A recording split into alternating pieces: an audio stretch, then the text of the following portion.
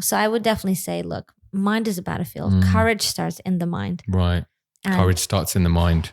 Courage starts because in order to give courage to someone, it will start here. That thought or that care for someone will start here. Hey guys, welcome to the Going Courage podcast, where I talk to real people about real life and try and get some insight into their journey from fear into courage.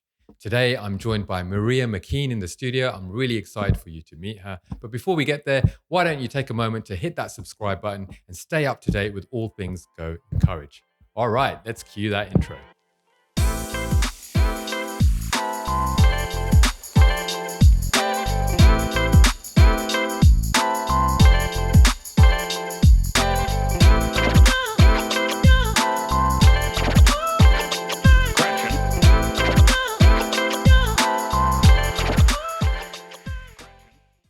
Today, I'm joined by Marija Mckean. Hey, Marija. Ooh, hello. How are you? I am well, thank you. How are you? I'm excited that you're here today. Well, I'm very privileged to be here. Thank you for having me. Awesome. Do you like the plants in the back? Very much. They were done in honor of you? Yes, a huge fan. Marija's known to like plants. Can I say that? Which are currently dying. So. And why is that, Marija? It might be because I have no time for them because I'm pregnant. Hey, Marija's pregnant. Yay. Congratulations. Thank you. Feel a bit chubby. How far along are you? I am actually 34 weeks. So we have about just under 6 weeks left. I thought we could start with your name. Yeah. So your name is Marija? My full name, Full name, actually. Here yes, we go. So I have a full name, which nobody ever uses, not even my parents. Fun story, doesn't matter. Okay. So my full name is Anna Marija, and but nobody calls me by that. Okay, all right. So my question around your name was going to be, and I was thinking Marija actually, so you can go where you want with this. Do you know what your name means? Yes, name meanings are actually very important to me. Same. Especially thinking about like baby to come, all of that. Absolutely. They're very important to me. So both of my names, Anna Marija, they mean gracious and persistent. Ooh. And I mean, my hope in life is that gracious is what people receive and get from me, but persistent, for sure. Like, I like to get things done and get where I want, and all of that kind of, like, I'm gonna keep digging until I find Amazing type of thing. Yeah. Love that. Yeah. So definitely, they mean something. Yeah. And would you say Anna means the gracious part? Yes, and I then think Anna. Marija. Yeah. Oh, I can't. Okay, no, I think it's the other way around. Actually, it might be the other way around. Yes, okay. I can't remember. What does your name mean? My name. My name. Oh, what a question. My name means Lord of the Night. That's what it means. I didn't know that. And then it's also Sun. The Lord of the Night, Sun. Wow. So yeah, I used to think I was a walking contradiction because I'm the Lord of the Night, but then it says comma Sun. I was like, well, how can the sun be the Lord of the Night? Yeah. The sun. But I roll with it. Yeah. No, fair. It's funny, actually. My son, his name means Little King. Oh. So he used it on me the other day, actually, maybe a few months ago. He was like, well, Dad, I'm the king, when we were having a conversation. And I was like, yeah, well, I'm the Lord. I love it that he knows. He knows, yeah. His name means. So we're very big as well on the meanings of names. And so... yeah, I just love finding out what people's names mean. I think there's a source of identity there as well. Yeah, I definitely think it can be. Yeah. So, absolutely. So, hence thinking about baby names, I'm like, Because if you think about it, your name is a word that's referred to you all the time. Yeah, and then therefore it's spoken over you constantly. Exactly that. So if your name was Happy, actually I do know someone called Happy, but if your name was Happy and we'd go, hey, Happy, and then, so it's literally spoken over you all the time. Yeah, I like that. No, I like that. Cool. All right. So where are you from, Marija? Tell us where you're from. Well, most people think I'm from America. I did think that when I met you. I am not from America. I'm actually from Lithuania. It's a little country in Europe that not many people know about. So tell us whereabouts in Europe it is for those of us who are geographically challenged. A lot of times people go, oh, can you speak Russian? So I don't want to say I'm next to Russia, but that's the truth. It's next to Russia. It's next to Belarus. It's by the Baltic Sea. Right. So I grew up by the beach. Oh, do I miss the beach? Oh, wow. Yes, we get good summers. We get snowy, cold, freezing winters. Like I'm talking -25. Ooh. And like. So when British people here say, oh, it's cold, you're like. Yeah. Not that I like cold. I don't necessarily like cold. I like snow. So, yeah. Did you know what you wanted to be when you were younger? A diva.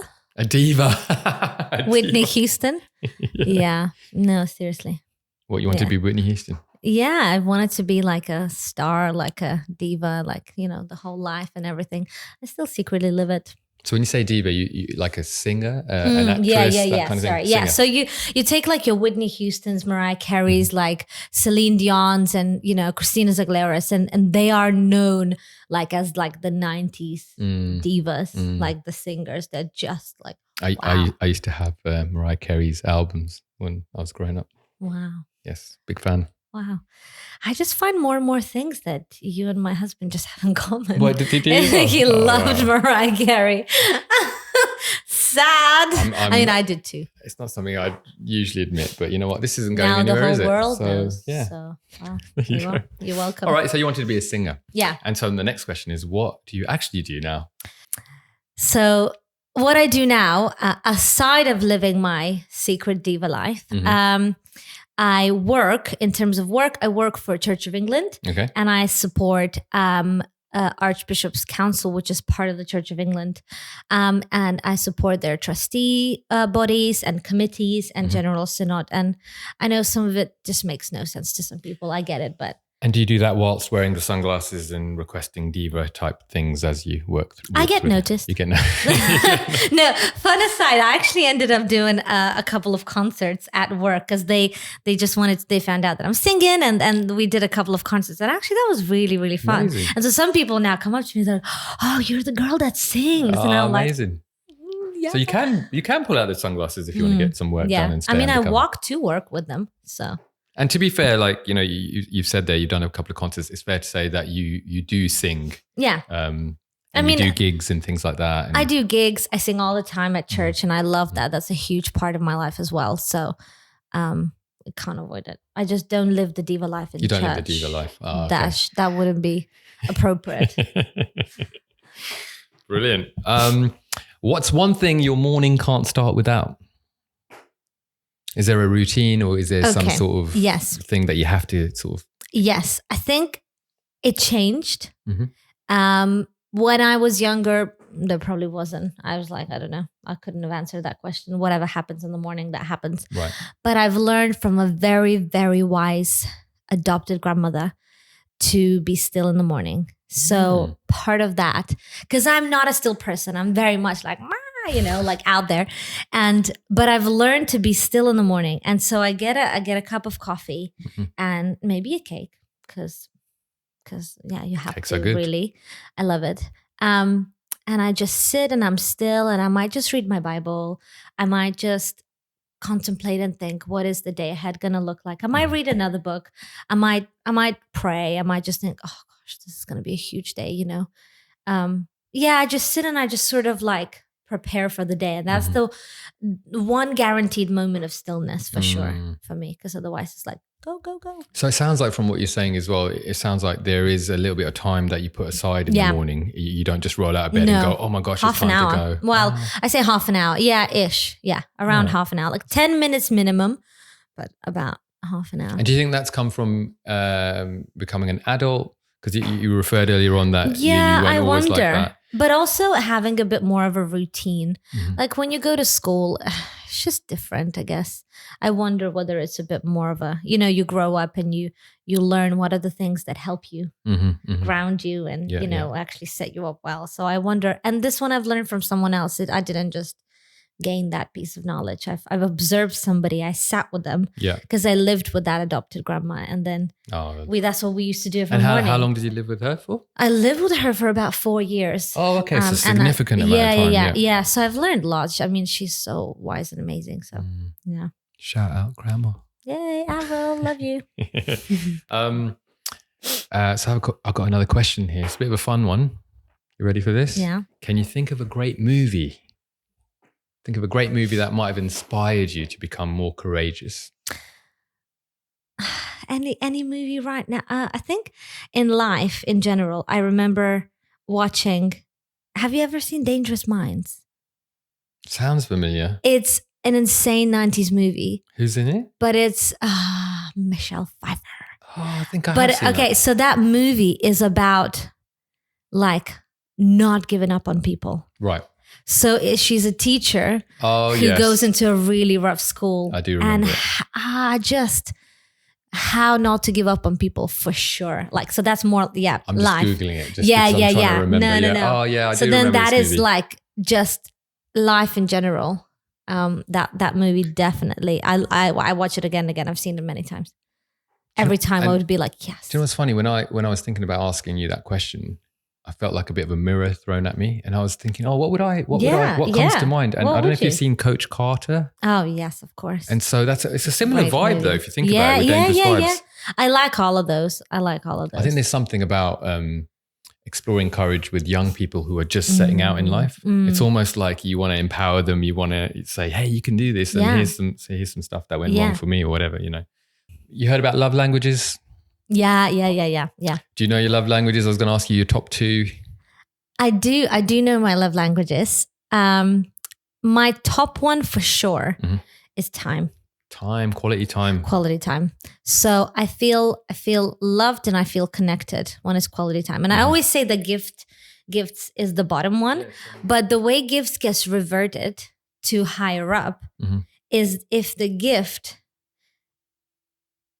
basically, if the gift meant that you've invested time and it took thought of me, then the gift suddenly is not a gift. It's suddenly time that you spent, not maybe together, but to me that says you've invested time for no other reason, but just because you cared about me.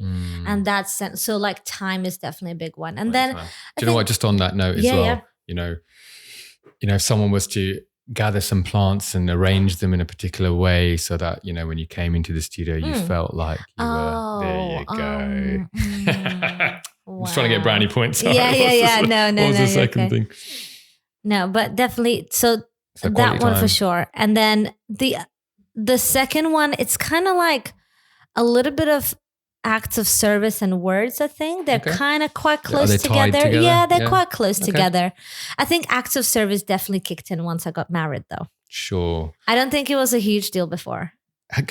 And you mentioned you're married earlier on. Just to quickly ask, how long have you been married? 8 years. 8 years, okay. I look like a baby, but I'm not. There's one. You got a youthful look, and Maria's going to have a baby. Yeah. So you've been married 8 years. Amazing. Yeah. To a good man. Brilliant man. Like to hear that. Brilliant and you were man. saying, so then when you got married, you really started to think about the acts of service side of I think your love so, language. because that's when you really learn the two living sort of together, isn't it? It's because I was very independent as a single person. So acts of service, I was like, well, I'll just do it myself. I know what I need. I know where I need to go. If you kindly offer something, like, it's so kind of you, but you know, you don't have to do that really. But not that in marriage you have to do it, but then suddenly it's now both of your home. And so for me, if you, I sometimes say, Jamie, seriously, like if you just wash the dishes, like, wow, I'm there. Like, we can go to bed now, type of thing, you know? And I mean to bed, you know what? Yeah. But that's the truth, isn't it? Like, hey, let's be honest, right? Let's be real. Yeah, let's be real people, real you life. Know? I think, you know, for me, I'm obviously a husband as well. I'm a husband. And so, you know, sometimes it's really difficult to make the connection between doing something around the house and how that sort of impacts on my wife. Even if it's something that, you know, doesn't seem like a lot of time or a lot of effort, but actually the impact that it has is bigger than, I guess, I don't want to speak for all husbands, but I'm just saying, you know. Yeah. Well, find out what it is that, you know, your wife, it really speaks volumes to her and speaks love. And then if you do that, then it's like winning. All right. Good. Yeah. Bit of advice there, lads. Would you say you are more introvert or more extrovert? What do you think? I think that you definitely source energy from other people. 100%. And you're you're an extrovert, I would say. According to a test, I am 80% extrovert. Oh, wow. And I used to say 2 hours by myself and I literally spiral down and I get sad. Oh. Obviously. And this is a credit to how as people we can adapt to situations, which is incredible. And how we can adapt our mind to situations. In COVID, working from home, I had to learn to be by myself for a very long time. We're talking 9-hour days sometimes. I'm by myself. And I just said 2 hours and I spiral down and I get sad. Try 9. So, but I had to adapt. I had to learn and cope and you know, what are the things that will help me and stuff.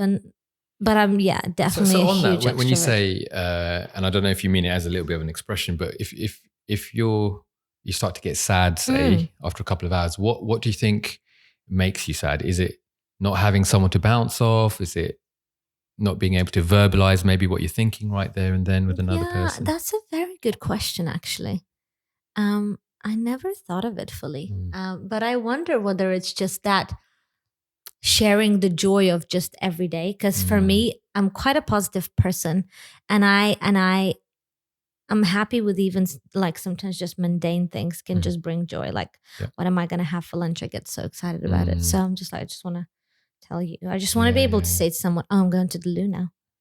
You know, a joke might come out of that, and I love it. Yeah. So you know, just I think the fellowship. Yeah. I definitely it's the fellowship of whatever it brings. And do you know what's interesting as well about extroversion? Is that a word? I don't know. For someone who's extrovert, it's the connection, isn't it? It's the connection that you make with another person or groups of people, and then just that gives me life. Absolutely. Yeah. Oh, I like that. We could talk about that for a while, but we'll move on. Would you say you're more logical or more emotional? I cannot help but think about my husband at this moment. I think he would absolutely ridicule me if I even tried to say that I'm logical. That you're logical. Not to say that I have no logic. I know more emotionally led people than me. Definitely. I'm like not a huge crier, you know, and not to say that not crying is a good thing, by the way, not saying that, but I'm definitely, I think, more on the emotional side. Yeah. What about you? What about me? I think it's a great question. I think I'm in the middle. It's really tricky because I do have a creative side of me, being a brand designer and sort of photography and things like that. But then I'm also very logical now. I like systems. So I think where I've landed is I like to have structure. Yeah. As a base. Yeah. And then not have to carry the structure up here and then be free in that. So then I can be a bit emotional. Sometimes. Yeah. Then you can sort of really feel through the emotion without over analyzing it. But I'm not sure if that serves me well either. So. Next question is kind of very similar. Yeah. Are you a make things happen kind of person, or are you a go with the flow kind of person? I'm a big time like a free bird. You try and constrain me and I will run away. I will escape. But within that, there is structure, I guess you could say. I love a good to-do list in order not to hold everything in my head. I love a good to-do list. So I'm happy for plans to change a lot of the times. But I'm also very much like, what do I want to do, you know, today? So sometimes to-do lists will ground me to do things that I don't maybe feel like. Sure. But at the same time, I'll do something that also makes me happy. And so I think I'm more the flow. I definitely freedom is a huge one for me. If somebody tries to really sort of put me in the box, I will. You'll know, you'll feel it. I won't want to be around it. I won't feel like myself. I like to be able to express. That's good. Yeah. Good. I think with lists and things like that, tasks, I've had this discussion with a couple of people who don't like lists and don't like tasks. But my challenge is always the way I use them. I might have 300 things on my list, but it's not in my head. And because it's not in my head, I can use that to be free up here and focus on what's going on. I don't need to remember it then. Exactly that. I can't rely on my brain to remember everything because I just write it down. So they would say they like to keep it up here because looking at it means that they have to deal with it. So it's like a little bit of an avoidance strategy, which I'm like, doesn't work for me. I guess I find that hard to understand because it doesn't make sense to me, if that makes sense. But it only doesn't make sense to me because I don't work that way. So if that works for them, then... So if you work that way, just write in the comments, why are you doing? What are you doing? Weirdo. We'd like to understand. Right? Yeah. No. All right. So, here's a question.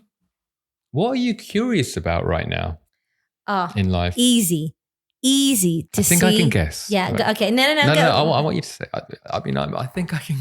I think I can guess. I was going to say to see the face of my baby. Yeah, I cannot think of anything that I want more right now.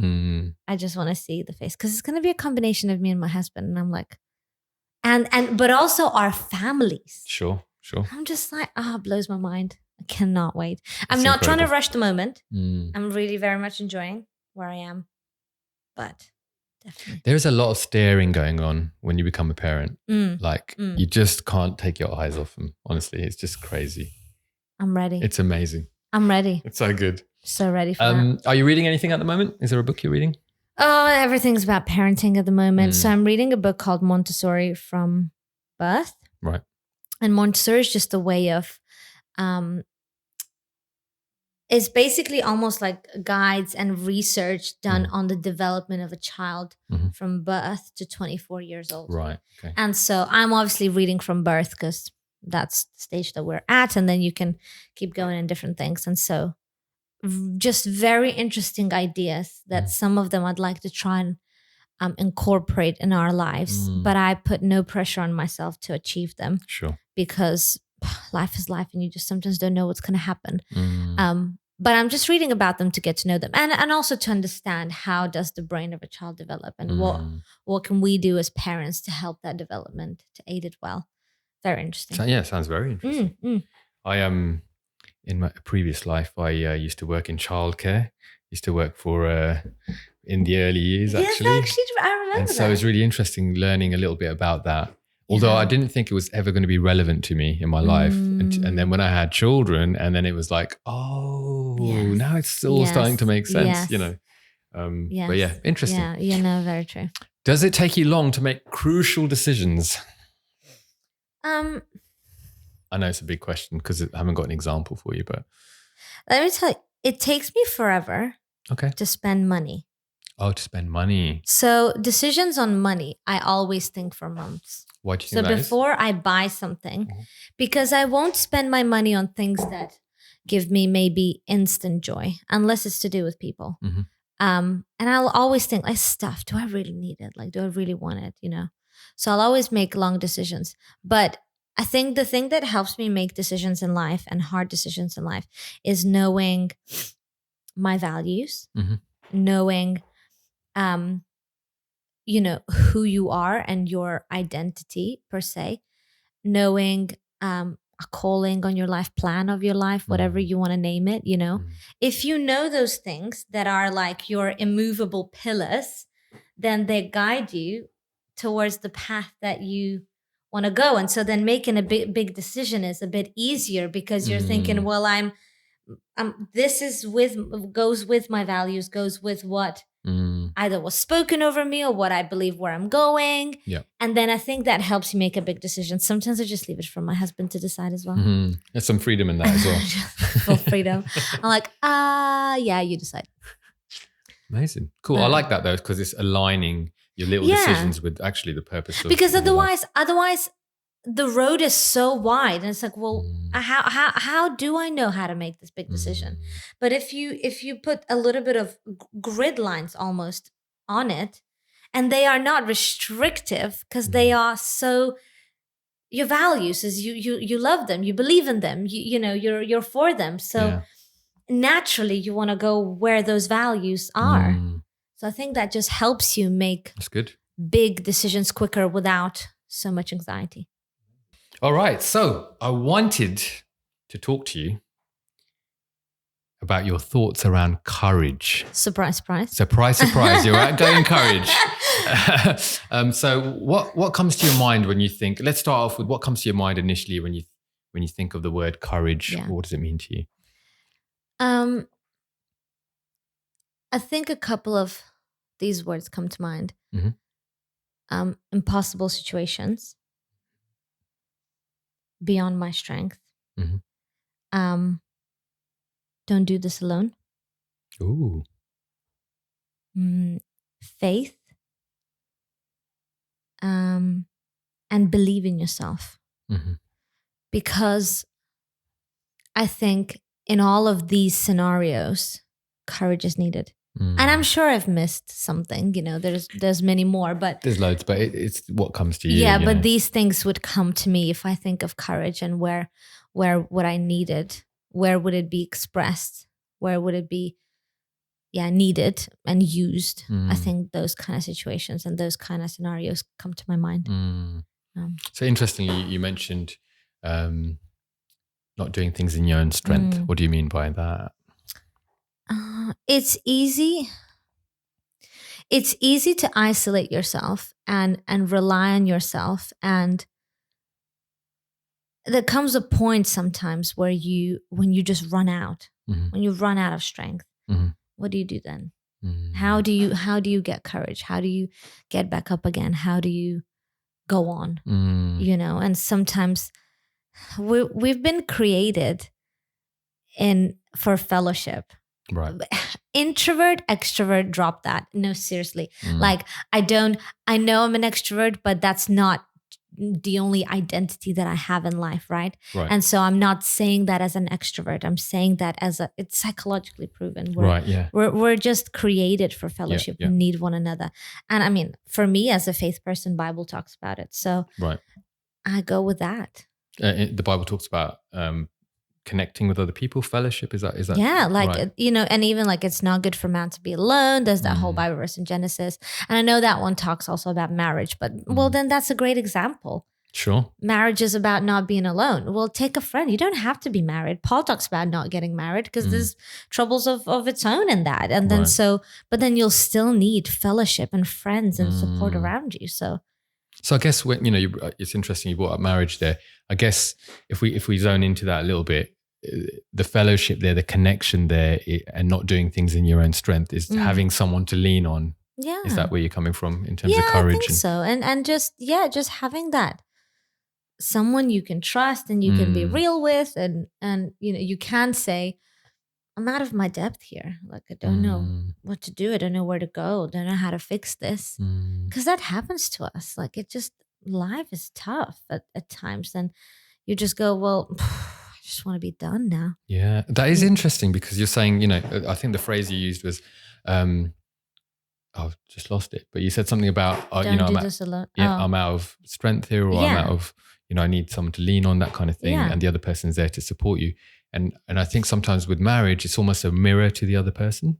Hugely. And so not only can you bring out each other's strengths, but you can also highlight each other's, gaps or challenges or obstacles to overcome. I don't always see myself. I don't know how I come across. Yeah. And so the person who's constantly with me and who sees the good and the bad, the best and the worst, they can highlight and be like, just letting you know. Yeah, sure. And we won't always take that. I get it. We get defensive and whatnot, but it's there to help. Yeah. And I suppose it's how you receive that. Yeah. But that is a podcast for another day, I think, because that's a really interesting, I'm fascinated by that topic alone. The other thing you said was faith. Yeah. In terms of what comes to you when you think about courage. It takes faith. It takes courage to have faith is where I'm going to leave it. Yeah, no, that's a great point. Point. It takes because and I know, like, my husband used to say, oh, it's so easy for you to believe and, you're so positive and faith comes so easily for you. And I'm like, no, it doesn't. It doesn't. It takes a lot of hard work. It takes courage. It takes, digging deep and really trusting and trusting in the things unseen, because that's what faith is as well. And it doesn't come easy. It takes a lot of courage. So, and I guess, like, once you have faithful in courage specifically, for one thing, it grows your faith to have courage in other things as you keep going forward, I guess. Yeah, and I guess it just reminds you, well, if I did it once with the help of God, surely I can do it again, you know? Yeah. Is there an example that you can think of where you needed some faith in order to, let's go in that direction. If you needed some faith in order to gain some courage in a particular area that maybe you look back at now and go, oh, I don't need that kind of courage anymore because I've actually been, done that loads of times. I guess, yes, I think I have one. So I was born with a hand like this, and it used to really constrict me. Right. So as a person who sang all the time, I was on stage all the time, church, school, you name it. I was there so much. And so I used to hold my microphone in this hand, so that then this hand, to hold my microphone in this hand, and the other hand would be right by my side in a fist, so that no one can see it. Right. And then hopefully they won't notice that I'm different.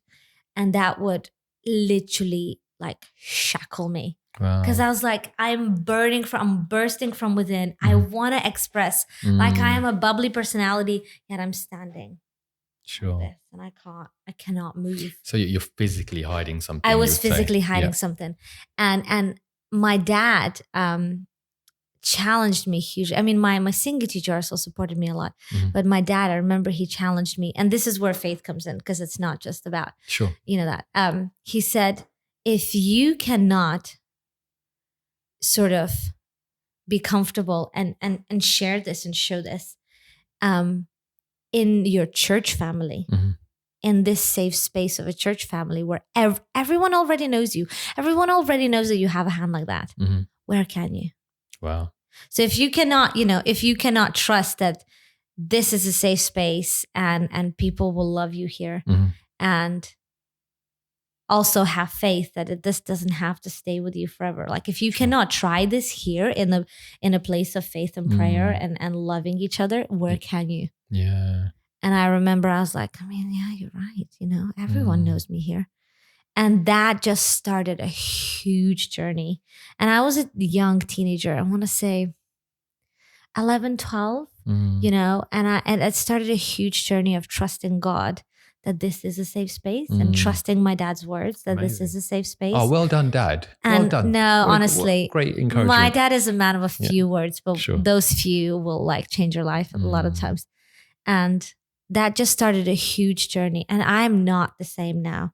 And actually, I don't need the same. Sometimes I still need courage. Like sometimes I still might get a bit, I don't know anyone. But on that specific issue, you don't feel like I don't need that same amount of courage because anymore. You said, you've done concerts, you've done now. gigs, which are outside of the church environment, and it's not something that comes to mind. That's I'm done. I'm free. That's amazing. So like I don't need courage for that thing anymore, really. Very rarely I might be having like an insecure day or, like something, or just you're not sure you really want to impress something or, but it's so rare. It's so rare. Just really interesting here. There's a thread in the last podcast, I was talking to Sam Phillips, and he was talking about courage being something that you need to take action in. And so it requires you to take action. And so it's interesting, talking to you about that one issue where you actually took some action. Yeah. But the follow-up to that is now, because you took that action, you have freedom in that area. Yeah. So although it takes action to get there, and many it brings actions. freedom and many actions. I say. Absolutely. Yeah, many actions. But the reward or the consequence, the positive consequence is freedom. Huge. Amazing. Huge. Yeah. Cool. Like that. Yeah. All right. Are there things that you feel fearful of, and when you look at them, you think, okay, I can't do this. But then you look back at, the example that you just said there, and you were able to get through with faith and courage. I'd like to give 2 examples. Yeah, absolutely. One will be short and one will be slightly longer story. Short will be a place where you could, a lot of times we give examples of what we've done, courage that I've taken and now it's past it and breakthrough and, and which is amazing and it's great. But I would also like to give a very real example of where courage is still needed. I like that. Because that's real. I don't want anyone to think that we're ever done. Life keeps throwing things at you. Absolutely. And it's courage, but it comes in such different shades of, white and gray and black and red and you name it. And so I think sometimes where I think need courage is probably in believing in myself in terms of music. In music? Oh, interesting. Which could sound like ridiculous because, people come to me like, you're the most amazing singer ever. And I'm like, well, have you listened to so-and-so? They're much better, and they can write songs and da-da-da. And you put those barriers, you put those defense mechanisms and you put those excuses. My husband thinks it's huge excuses. So, hey. It's that mirror coming up. It's that mirror coming up. But then, as I said, crucial decisions. I always put them against my values and against what I believe I'm called to do at the time, etc. So there's not a huge fight in that. Every so often I think about it, but sometimes that like shackles me, and sometimes I just go, oh, what should I be doing? And you mentioned a little bit there, have you heard this person or that person? So, we're talking about a fear or an insecurity. Yeah. And so comparison can be quite a deadly force, can't it? Yeah. And I'm like, the world doesn't need another singer type of thing. Sometimes I just say that and then people will go, shut up. So then I will. But that's something where I'm still journeying, I'd say. And where still I need courage for different things, and I need to either, believe in myself. Because that was one of the points when, you said courage, what comes to mind? Believe in yourself. Yes, believe in yourself. Definitely. And it's not an easy thing to do. It's not an easy thing to do. So you need it.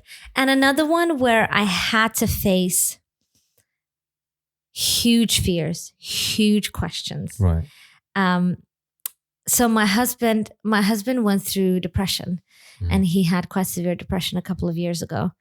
And I'm a huge believer that, especially as a faith person, I'm a huge believer that it doesn't have to stay with us forever. Right. That there's nothing impossible for God, and he can heal everything because he created everything. Sure. But I remember, I had to walk with him through depression and through extremely low times, and being an extremely positive person. That's quite hard. But I remember I was talking to my mentor at the time, and she's a pastor's wife from another church. And I remember I was talking to her, and we were able to have really good, I was able to just pour out my heart and of whatever that day looked like or that week looked like. And I remember I was probably moaning about, Jamie for one reason or another, and how I'm annoyed and how I'm tired and how I'm whatever. And she just threw this question, right? She said, Marija, what if Jamie never changes? Wow. What then? And I remember, I was like, this is very true. This is mental. This is crazy, because I don't want to believe that. I don't want to contemplate that. I don't even want to allow that thought to come into my head, because that seems so negative, but it's not negative. It's almost, one, that's like part of marriage. We're not meant to change other people. We can't change other people, right? They say you cannot change another person. And there's an unconditional love attached to that, in most of our vows as well. Yeah, exactly. Yeah. And so she was like, well, what if he never changes? And I remember thinking, do you mean this situation will go on forever? I don't know how I can do that. That seemed incredibly difficult. But then it was very important to think about that question. Sure. Very, very important. But then I remember one phrase that I'm so sorry, I cannot remember where I heard that phrase. But it was the fact that I am the right person for Jamie. Not because of me and who I am, but because if I believe that God has put us together, that I am the right person. And the phrase that I heard was, we are the closest and most intimate imitation of Jesus to our spouse. Right. No one can do it closer. No one can reflect Jesus, not better, but more intimately. More intimately, yep. And so I kept reminding myself, like, somehow within this, God, you need to help me, because if I'm the right person, then hopefully you'll use me to help him.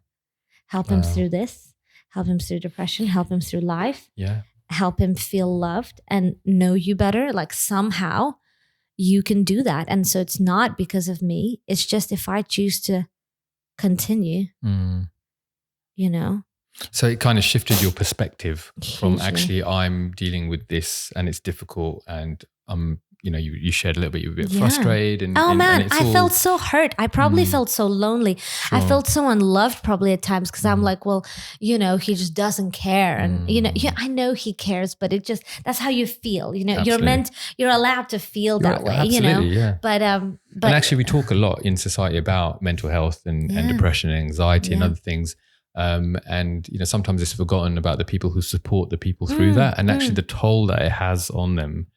So it's really interesting that you bring it up from that perspective. Yeah, it was very difficult. It was, and we were still quite young. I mean, we are still young, and just to go through that. Hey, I'm young and you're younger than me, so you're very young. We're very young. At least that's what I tell myself. We were babies. No, but in some way, we were, and trying to navigate marriage and money and all of money is one of the things that separates most marriages, isn't it? And so you're trying to, and we didn't have much money. Sure. So you're trying to navigate a million things and put on top of that depression. Well, I was going to say the interesting thing is the shift in perspective. So you went from, how that is impacting your life and of course his life as well. But then you've been challenged there to say, well, actually, if this is it, what's going to be your response? Yeah. What am I going to do? And all of a sudden, your perspective widens. Am I still in or am I out? Even that, huge.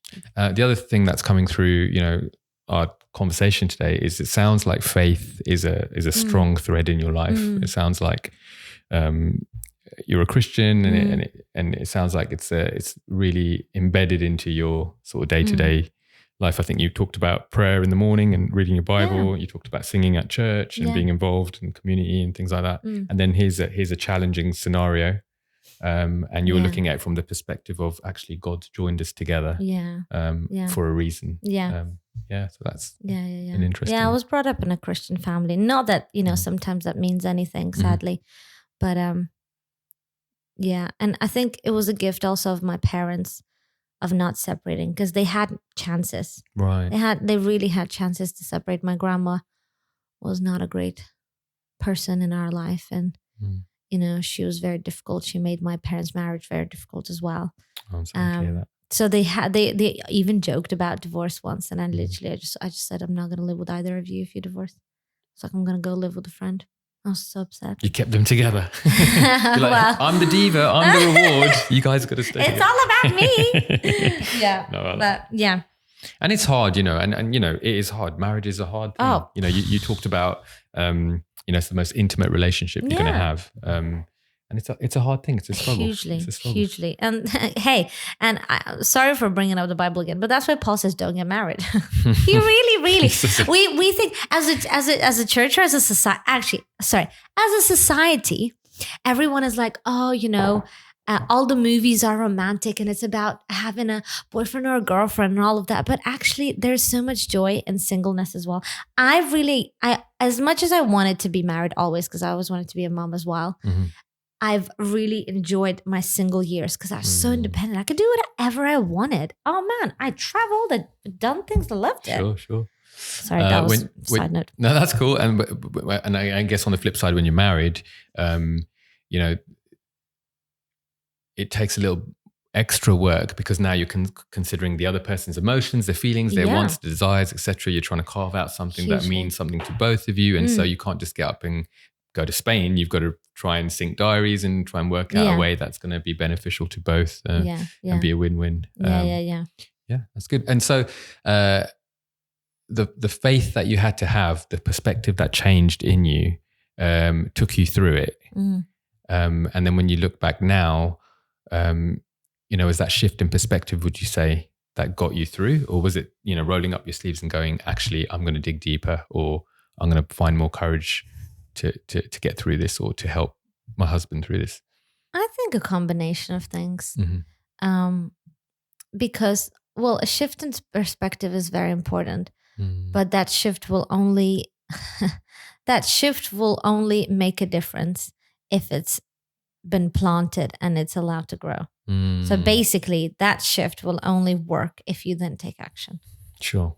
It's all good to think, oh yes, so what if it never changes, and then continue doing whatever you were doing before and be annoyed and do, not actually take action on that thought.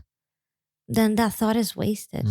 It's a great thought, but without action and without change of action and actually doing things differently, now knowing that, now it's worthless in some way.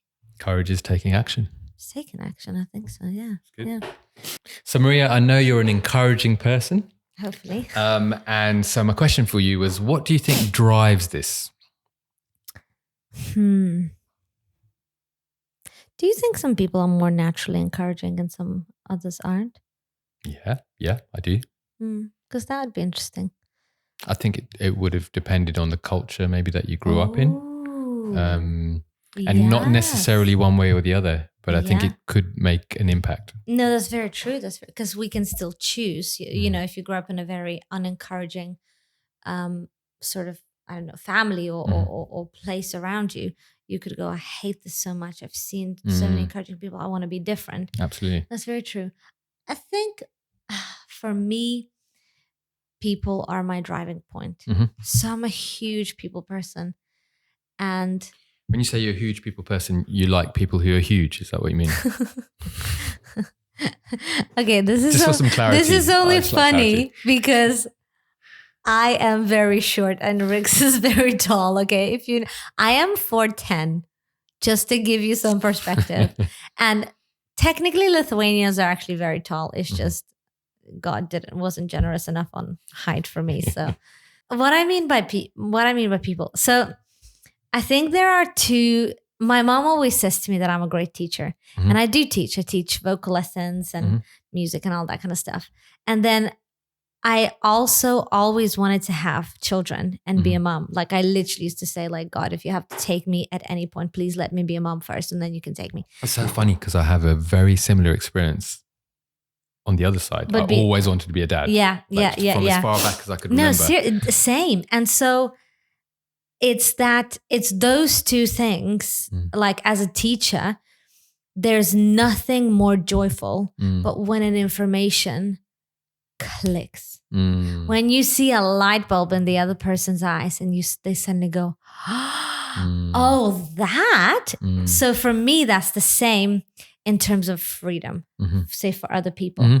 So if people are not living in freedom, like encouragement definitely will be one of the things that might free that up, just take those shackles off a little bit, and just help process things or whatever. And so that's the thing. Those two things probably play a bit of a role in my life. That love for people, that wanting to see them free, that wanting to see them move forward, that wanting them to believe in themselves, and like that kind of thing really drives me to. I think I don't know. Sometimes I don't even know how it happens, but I think it's that love and care for people, and for them to know that they're valued, that they're loved, because those kind of things will drive you in life. If you don't think you're loved, if you don't think you're valued, if you grow up with lack of encouragement around you, you might make very different decisions in life. You'll make insecure decisions in life at times. And so, yeah, I find it so important. Yeah, I want to say important. I find it important that we encourage one another. Yeah. Agree. And I think you've mentioned love there quite a few times. And if I take it back to our early questions about love languages, I think one of the things that you said was acts of service and words of affirmation are kind of tied. And so you experience love with words of affirmation. And therefore your natural position would be to express love in the same way. Yeah. So the words that you're giving to people is an affirmation of who they are and that they're valued. Yeah. What about you? Because you're a huge encourager. Like, am I? People... Rix is known. We know Rix for like the huge encourager. So what inspires you? Oh, that's a good question. Well, the tables have turned. Throw it out. Yeah. Throw it out there. It's something that I've thought about actually, especially, with Going Courage as well. Yeah. And I think for me, I grew up in a really good household. My mum had some high expectations. And I think my dad, I know my dad came from a really impoverished sort of background. So he had his way of kind of expressing, what success might look like here. Yeah. He's from India, so coming here, what that looks like. But then they are quite encouraging by nature,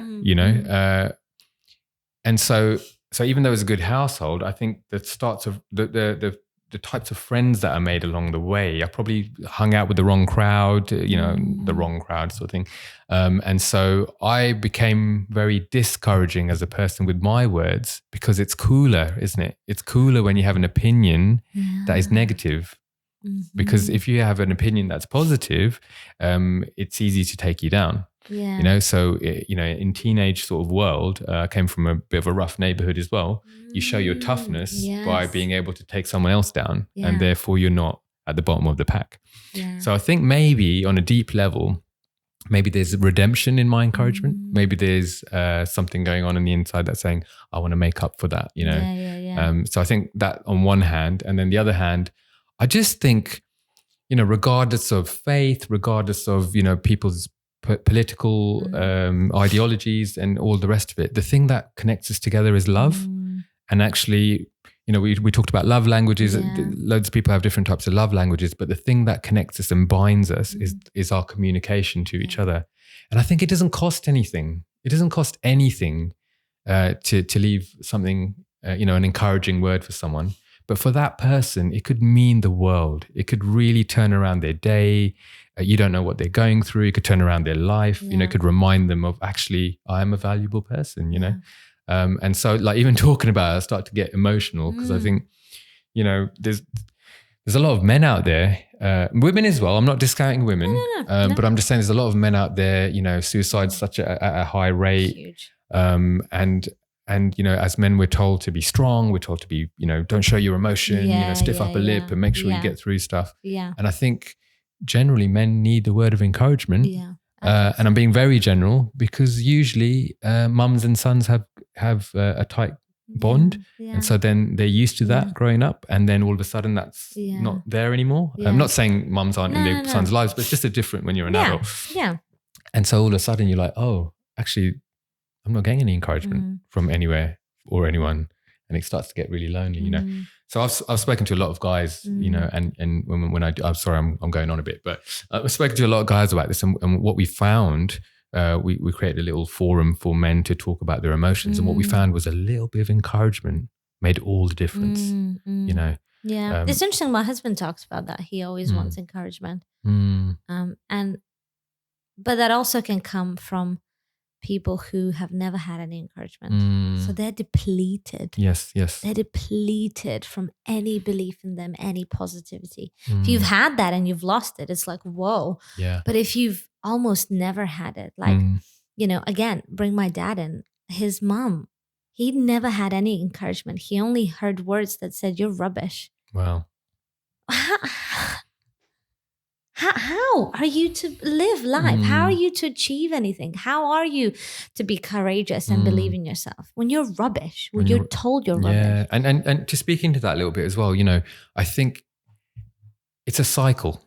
It's maybe, and I don't know anything about your grandma, but maybe it's a cycle that she pulled out from before, and it just keeps going. Yeah, I think so. And I think there's a universal truth in encouragement being something that can break that cycle. Like me and you can choose to speak to our kids in a particular way, to each other, to our spouses, to whoever we meet, a stranger in the street, and actually we can break a cycle. And it doesn't, the thing that gets me is it doesn't cost you anything.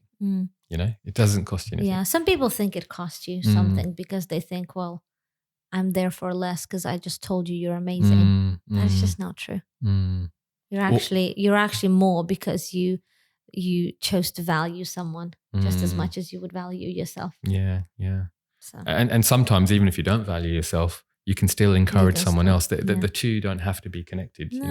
It's not a comparison. It's not a game. It's not who's going to win. Yeah, absolutely. It's just cheering each other on, isn't it? It's good. It's good. Yeah. So go encourage someone today if you haven't already today. I mean, there's so much goodness in even if you take some of the, I don't want to go into history now, but like, there's some shady characters that, history has shown us. But we can all go down that road if we, are in a vacuum of just discouragement and, like you said, told that you're, a horrible person or things like that. Yeah. You start to I'm believe no better than anyone else. That's how I want to. Not better than that person who messed up their life. That could happen to me anytime. And that sounds like a lot of wisdom from someone who's come a long way of wanting to be a diva when she was older. Still am. Life lessons. Should have brought my shades.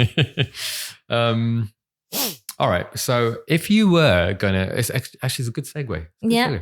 Okay. If you were going to give advice to someone to be more courageous or how to be more courageous, what would you say? Are there sort of starting points or steps or things that you would like to say to someone who is going, you know what, I'm struggling to be encouraged or I'm struggling to find courage in my life? Yeah. It starts in the mind. Everything starts with a thought. And so I would say that the mind is a battlefield. And just like in the battle, right? You see it in the movies. If there's a minefield, you don't know where the mines are. Once you step on one, it's most likely too late. So, like, there are people around you who sometimes can tell you in advance, you're about to step on a bomb. Don't go there. That's one. Right. Another one is just tackle your thoughts yourself. Like, notice which ones are not good, which ones are not producing the fruit that is positive and good. Right. It takes a lot. Sure. It's also, you could say mentally draining. But they do that a lot also with people who have depression. They say, gratitude lists and stuff like that.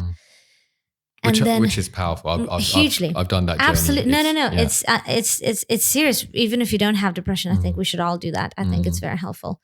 It breeds gratitude. It breeds, thankfulness. And so mind is a battlefield. Let others help you. And then feelings are not facts. Love that one. Someone very wise once said that feelings are indications of where you're at, of how things affected you, of how, of whatever happened. And now this is how you feel. Feelings are indications. They're not necessarily facts. Sure. So take really on board those indications because they're saying something. We have the right to feel whatever way. Absolutely. Because that's part of our human being, Anger is not a bad feeling, not a bad emotion. It's just an emotion. Like joy is an emotion, And it's, if you choose to act on that emotion, that's the key, isn't it? So it's then you then go into that battlefield and you go, okay, well, this is how I feel. Yeah. What is actually happening? Which is so hard to do. And that's why I think it's so important that we need each other just sometimes just to talk it out. Yeah, absolutely. So I would definitely say, look, mind is a battlefield. Courage starts in the mind. Right. And courage starts in the mind. Courage starts because in order to give courage to someone, it will start here. That thought or that care for someone will start here. But even to have courage yourself, it'll start here by not downing yourself or doubting yourself or, just tackling that minefield. And sometimes you'll just need somebody to go, these are rubbish thoughts. You should not be thinking that, just to help us out. And yeah, because your thoughts, and I've heard it been said as well, that your thoughts don't define who you are. They're just thoughts, What defines who you are is the action that you take with those thoughts. Yeah, also the thoughts are not facts either, Absolutely. Like the things you think about, but there's sometimes the thoughts are some consequences of, again, because of what happened, you now think this way. A lot of people, think, well, life must be this because that's what I've experienced. It's what you experienced, fact, true, but it doesn't mean that was right. The other thing I'm thinking of there, and I like what you said there as well, is, it has been said in modern day that lots of people have lots of mental health issues. I put my hand up. I've been through some stuff, and there's so much going on now as opposed to 20 years ago, 40 years ago, etc. And one of the things I was thinking of there is like, your thoughts don't define who you are, but the amount of stuff that we consume now is on another level. Before it was your movie theaters, and then it became in your house with TVs and things like that, radio, etc. And then computers, we were all on the internet, and then it moved over to your phone, and now you've got social media, and then almost each iteration of social media is now more and more information compressed into less and less time. And then we start to wonder, where did that thought come from? Why do I feel the way that I do? I've just binge watched a Netflix show, and there's been 14 emotions in the show, but now I'm carrying one of them, and I didn't realize, Do you think we're lonelier because of that? Sorry, that's maybe a thought for another a great podcast, but just mentioning social media and how much time we spend on watching things, or just that means there's less time for fellowship. I actually gave up TV for a year. A few years ago. Wow. Yeah, I just gave it up. I was like, I'm going to do that. I actually did it for 40 days. Wow. And then I saw such an impact on the way that I was thinking. I just gave it up. I gave it up for a year. I stayed on sort of social media and YouTube, but I just gave up, TV. And it was powerful. Wow. It was really powerful. And now I don't feel tied in. Like there are some big name shows that everyone talks about that I haven't watched. Because I know that if I get into that, I want to watch the next thing. And I have a few, but when I came back to it, it just didn't have a hold on me anymore. Wow. And then so you're it's a bit like healthy eating, isn't it? Yeah. You control a little bit what goes inside of you, and try and balance out what's going in because, I don't want to get into how the human body works, but it's the same with what you put in your mind. Absolutely. Who you hang around with, 100%. What you're listening to. Yeah. I'm not always excited to have a smoothie, but I know it's good for me. Yeah, absolutely. Yeah, and you can think better. And I think, routines, structures, things like music and things like that. Those things actually help you. They don't necessarily always restrict you. They can restrict you, but they don't always. Yeah. So it's just, again, it's change of perspective of, routine means, that's it. It's a bad word. Oh, yeah. It's like, my life's going to be boring. No, but routine could be one thing in the day that's always constant. Absolutely. That you value. And actually, you're about to grow a young human. And so when your child comes into the world, guess what they thrive on? Routine. Yeah. No, so true. So, So true. It's good. Yeah. I think, we were talking about what can you say to people in terms of courage. So just to recap a little bit, one of the big things that's coming out there is just be aware of what's going on up here. Yeah. Really filter some of your thoughts. Yeah. And know that you're not defined by them. And then the other thing. And feelings, of course, and feelings. And what did you say? Feelings are not facts. Feelings are not facts. I think that's They're great indications. So say that sentence again. They're indications of. How did they say? They're indications of where you're at. That's brilliant. That's good. They're indication of your state, but they're not a fact. I really like that. That puts it out there in a really clear way, I think, which is really good. And then the other thing you mentioned, definitely in that space, but you've mentioned it a few times, is the fellowship, is to talk to people before you land, before you hit the landmine. They might tell you you're about to step on a mine. Just be aware. Yeah, no, that's really good. Those. It's really good. Yeah, excellent. Is there anything I should have asked you that I forgot to ask? Or is there anything you'd like to add to this before we wrap up today? No, I think that there was a lot of content. Yeah, I think so. my heart would be that any of it helped, not because of who I am, not because of what I've done or what I know or don't know, but I really hope that that freedom is available. That's it. That's my heart. Freedom is available. That's good. Seriously, Yeah. So that's my heart. That's all. Amazing. And you can go check out my YouTube page if you want. Yeah, if you want to hear me sing. But other than that, question actually, how can people find you? Is there a place online that people can find you? Yeah. Is there stuff that you're doing? Should we just put a link at the end of? Let's put a link. Yeah, in. we'll just put a link because my name is weird to spell, so I'm not gonna get into spelling now. It's not What did your name mean again? It was persistent and gracious. And gracious. Persistent grace. Persistent grace. There you go. That's awesome. Well, it was an absolute pleasure to have you on the podcast today. Thank you for being here. Thank you for having me. I hope you had a good time. Fab. I'd really love to invite you back in again. A bit warm now, but get a bit hot. Got to get you some pregnancy. It's just the baby. Yeah, I was going to say get you some pregnancy snacks and get you all sorted time out. To eat. But I just wanted to say we'd love to have you back on. I'd love to tackle some other subjects as well. So hopefully you'll come back.